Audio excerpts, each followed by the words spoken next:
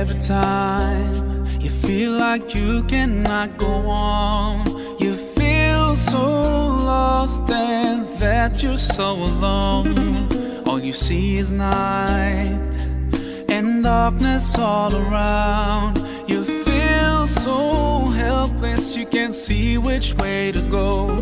Don't despair. Assalamu alaikum wa rahmatullahi wa barakatuh.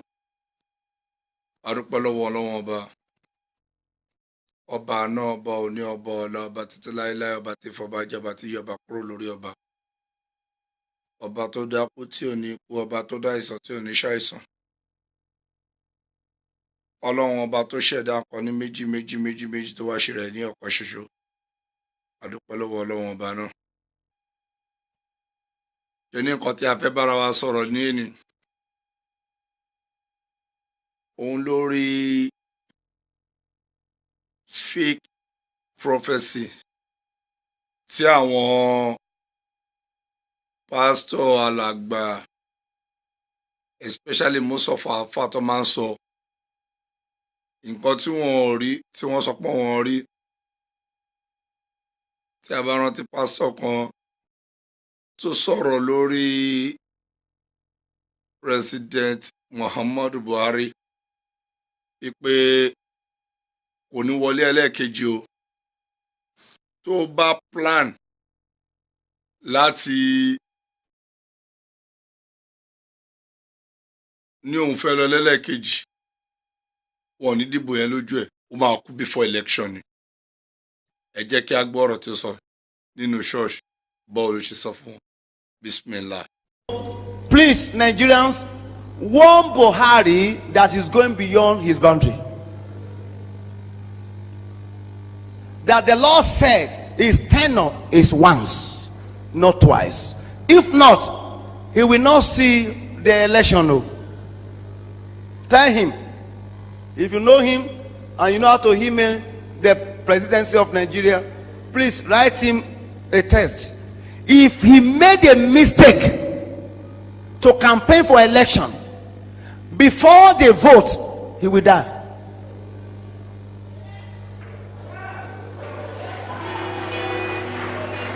And I'm saying the truth. And I'm saying the truth. Alhamdulillahi Rabbil Alamin.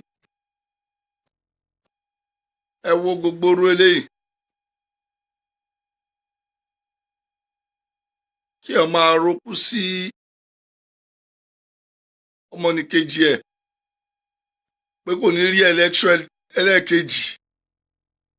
La ilaha illallah Muhammad Rasulullah sallallahu alaihi wasallam. Irú confidence wo ni wọ́n ní? Ṣé Ọlọ́run ló bá wọn sọ̀rọ̀ ni? Mo sọ gbà kan yín tẹ́ máa ń sọ pé Ọlọ́run pè mí. Báwo ni Ọlọ́run ṣe pè yín?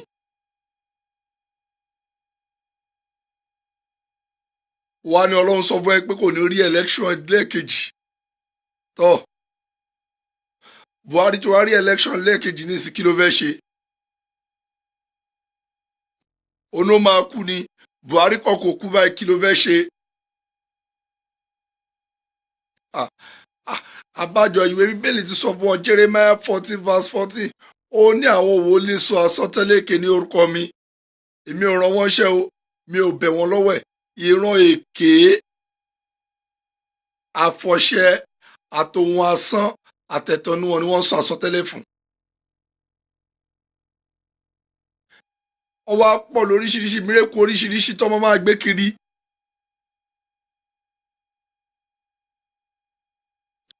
Wọ́n pọ̀ mí mọ́rú confidence burúkú tí wọ́n ní in public. Wà ní tí Buhari ó bá wọlé ẹlẹ́ẹ̀kejì, èyí tó bá máa plan àti lọ ẹlẹ́ẹ̀kejì ó máa kú. Kò wá kú ní ìsìn, kí ló fẹ́ ṣe? Tí Buhari bá gbọ́rú késẹ̀tì báyìí, tó bá wà ní òun tí ṣọ́ọ̀ṣì pa, wọ́n kí ló wá fẹ́ máa sọ? Wà ní àwọn mùsùlùmí tí ṣọ́ọ̀ṣì pa. Meanwhile, oní Ọlọ́run bẹ sọ̀rọ̀, àwọn àgùntàn tó dẹ̀ kó sọ̀rọ̀ wọ́n ti gbàgbé, àwọn ò ka Bíbélì débẹ̀ pé Deuteronomy 30:1 pé bí wòlíì kan bá wúlẹ̀ àdúgbò rẹ̀ tàbí alálà kan tó fi ṣe àmì àti iṣẹ́ ìyanu ńlá hàn tí ṣe àmì àti iṣẹ́ ìyanu ẹ bá ṣe wípé ká tẹ̀lé ọlọ́run mìíràn tí wọn kò mọ̀ rí ẹ ò gbọ́dọ̀ fetí sọ̀rọ̀ wòlíì náà tàbí aláàlá náà nítorí Olúwa ń dán yín wò ni.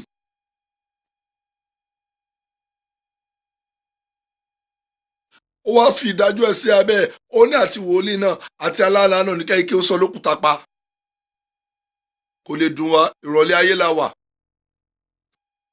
oríṣiríṣi la máa rí tí ìrọ̀lẹ́ ayé bá ti dé. Ọlọ́run tó sọ fún àdéwálé ànábì wa Muhammad sallallahu alayhi wa sallam ipò wálé haziri iná lè zánà láfi húsìrì ó tó bá di ìrọ̀lẹ́ ayé àwọn èèyàn máa wà ní oṣù òfò ṣáàsì inú ẹ̀ báyìí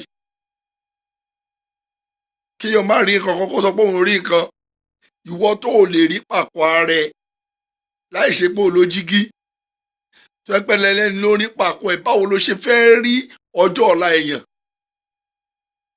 ẹni tó sọ̀rọ̀ tó bá jíṣẹ́ fún yín ẹbí léèrè péjọ́ wo lòun fẹ́ kú irú kú wo ló fẹ́ kú ibo ló fẹ́ kú sí. La ilaha illallah Muhammad rasulullah sallallahu alaihi wasallam ọlọ́màjẹ àgọ́ ní ìsìn Buhari tí wàá dórí oyè ní ìsìn kí ni nǹkan tó fẹ́ ṣe àwọn ọmọ ọjọ́ tó sọ fúnjọ́ kìíní àná kí ni wọ́n fẹ́ gbà lérò báyìí. wọ́n sọ pé tí Buhari ó bá lọ lẹ́ẹ̀kejì ó máa kú ta ló ń pín kú. Ànábì Musa alayhi salatu wa salam ó lọ bá Fìrìhàwọ̀ náà ó ní ó mọ Ọlọ́run tí mò ń ròyìn fún ẹni ó ní yóò ìwọ yóò mí tù ó ní òun lé ọba tó jẹ́ pé ní ńlá ni tó tún pa ni ó wá ní òun náà ọba tó ń máa la ni tó ń pààyàn lòun náà nígbà tí Fìrìhàwọ̀ náà máa sọ ó ní kò bá mọ̀ pé òun lé ọba tí ńlá ni tí ń pa ni ó wá wá èèyàn méjì jáde láti inú ọgbà ẹ̀wọ̀n ó ní ó dáa mo fi wọ́lẹ̀ wọ́n máa lọ láyà àtàlàáfíà ó mú kejì ó bẹ orí ẹ̀ ó ní sórí pèmí lọ́ba tí ńlá ni tó ń pa ni Musa ní rárá o bẹ́ẹ̀ kọ́ ẹni tó pa yìí ṣó lè jí padà Ọlọ́run lọ́ba tí ń jíyàn ọba tí ń pààyàn ni òun ló ń láyàn òun ló fi kan àdánwò kan yàn. ẹ wá ronú gba gbogbo orú eléyìí. Our pastor said ni. Ọlọ́run ayọ̀ wa nú ọ̀fìn o. Ọlọ́run ayọ̀ wa nú ọ̀fìn o.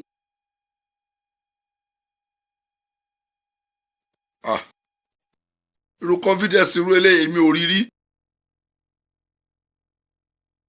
Wà ní tí Buhari tó bá plan àti lọ lẹ́lẹ́kejì yóò kù ó ti wá lọ báyìí o ó ti ṣẹlẹ̀ ṣọ́ọ̀rọ̀ ojú ẹ̀ kò kú o ó ti wá gbà padà báyìí kò kú o kí ló wá fẹ́ ṣe sí i. Ọlọ́run làákàyè tó fún wa ọlọ́mọ dàrú mọ́ wa lórí. Gbogbo àwọn tó jẹ́ pé wọ́n ti wá táìpù gbogbo kíní sí wọn ọlọ́pọlọ Ọlọ́run bàbá ayé wọn lọ́kọ̀ padà jẹ́ kí làákàyè wọn ṣí. Àwa mùsùlùmí ọlọ́màjẹ àgọ̀ ọlọ́màdá wà lórí irú làákàyè tá a fi ń gbọ́ náà tá a fi ń ro kan náà Ọlọ́run oníbà òní yọkó lórí wa àlùbáríkà jẹ́ tiwa. Ọlọ́run ọba lọ́ba tí ń pààyàn òun ló bá tí ń láyàn Ọlọ́run ọba ní pínkún òun ló ń pín ọlà òun ní pín ipò. Ọlọ́run wá pẹ̀lú ẹnì kọ̀ọ̀kan wa Ọlọ́run ò ní fún wa sílẹ̀ èyí tá a gbọ́ yìí kò ní jẹ́ àgbọ̀mọ́fẹ́ ní kọ̀ọ̀kan wa la hawla wala quwwata illa billahi al-azim. Ma salam.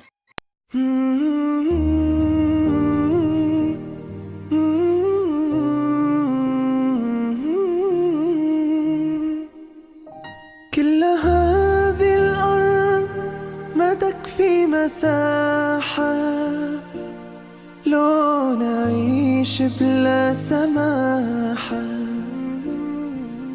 وانت عايشنا بحب لو تضيق الأرض